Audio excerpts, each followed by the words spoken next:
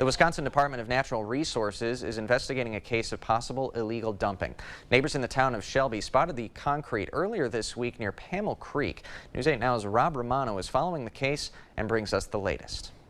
Good evening, Ken. My photographer and I hiked down into Pammel Creek to take a look earlier. We found about 20 slabs of broken concrete dumped near the water. Monday night, we heard they dropped the debris. The first night, they worked pretty late at night, almost till dark. A man who didn't want to be identified said a tree company made 2 trips to Pammel Creek to dump the concrete you see here. And they came in and finished up on Tuesday. The source says his wife contacted the town of Shelby, who later contacted the Department of Natural Resources. In an email, the DNR says the incident is under investigation. What did they tell you?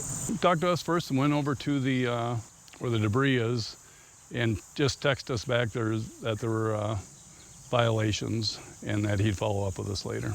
A sign at Pammel Creek reads, "No dumping, violators will be prosecuted." Carol Abrahamson, executive director of the Mississippi Valley Conservancy, says dumping debris on or near waterways is dangerous. And we all know that concrete has chemicals in it. So now we have chemicals that are in the water that can affect the drinking water, the groundwater. It can affect the water that the wildlife is trying to thrive in.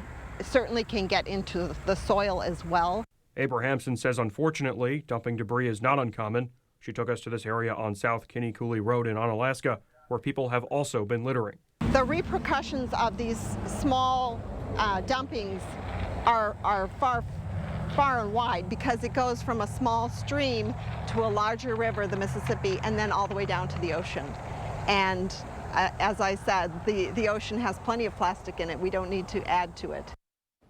And also regarding that incident in Shelby, a woman who spoke to News 8 off camera earlier said she's the one who called the tree company. She alleges that the concrete was dumped in order to remove what she called natural wood that was gathering in one portion of the creek. Ken? All right, thanks a lot, Rob. We also reached out to the Division of Fish and Wildlife Service. No one there was willing to comment on this story just yet.